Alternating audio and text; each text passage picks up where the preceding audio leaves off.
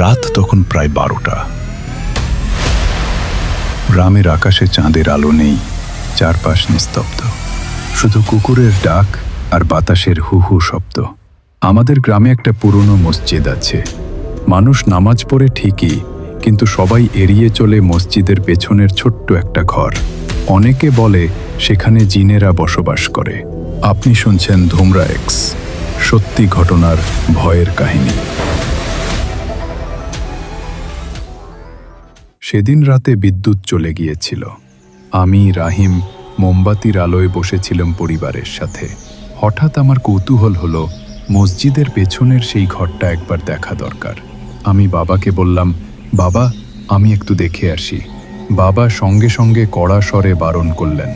তিনি বললেন, ওই দিকে যাস না, ওটা মানুষের জায়গা নয়। দাদি তখন চুপচাপ বসেছিলেন।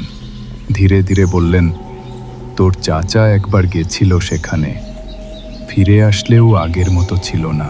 মায়ের মুখে আতঙ্ক ফুটে উঠল। কৌতূহল আমাকে দমাতে পারল না। হাতে একটা টর্চ নিয়ে আমি বের হলাম। অন্ধকার পথ ধরে মসজিদের পেছনে যেতেই হঠাৎ ঠান্ডা হাওয়া বয়ে গেল। মনে হলো চারপাশ কেমন ভারী হয়ে গেছে। মাটিতে দেখলাম সাদা চক দিয়ে আঁকা অদ্ভুত বৃত্ত। আমি টর্চের আলো ফেলতেই মনে হলো ভেতরে যেন আগুনের ঝলকানি দেখা যাচ্ছে। ঠিক তখনই শুনলাম একটা গম্ভীর বিকট গলা, কে এখানে কেন এসেছিস?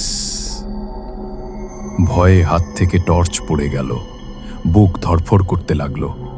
আমি দৌড়ে বাড়ি ফিরে এলাম। শরীর জ্বরে কাঁপছিল আর মাথার ভেতর সেই গলার প্রতিধ্বনি ঘুরছিল। মা কাঁদতে লাগলেন, বাবা উদ্বিগ্ন হয়ে গেলেন। দাদি কাঁপা গলায় বললেন, আমি বলেছিলাম ওটা জিনের আসর। পরদিন সকালে বাবা গ্রামের হুজুরকে ডেকে আনলেন। হুজুর শান্ত গলায় বললেন, ভয় পেও না, আল্লাহর নামের কাছে কোনো অশরীরীর ক্ষমতা নেই। রাতে সবাই মিলে ঘরে বসে দোয়া পড়া শুরু হলো। কিন্তু ঠিক তখনই আবার দরজা জোরে ধাক্কা খেল। বাতাস হু হু করে বইতে লাগলো, চারপাশ কেঁপে উঠল।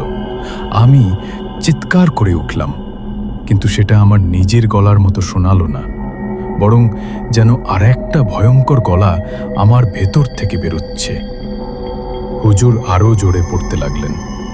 মা কাঁদতে কাঁদতে আমায় ধরে রেখেছিলেন। দাদি ধীরে ধীরে সূরা ফালাক পড়তে লাগলেন। সবাই মিলে দোয়া করছিল। তখন মনে হলো ভেতরে যেন ভয়ঙ্কর এক লড়াই চলছে। হঠাৎ আমার শরীর থেকে ধোঁয়ার মতো কিছু বের হলো। চারপাশে ভৌতিক চিৎকার ছড়িয়ে পড়ল। তারপর সব নিস্তব্ধ হয়ে গেল।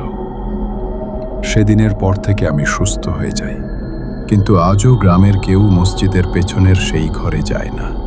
কারণ বলে, রাতের গভীরে এখনো টোকা শোনা যায়।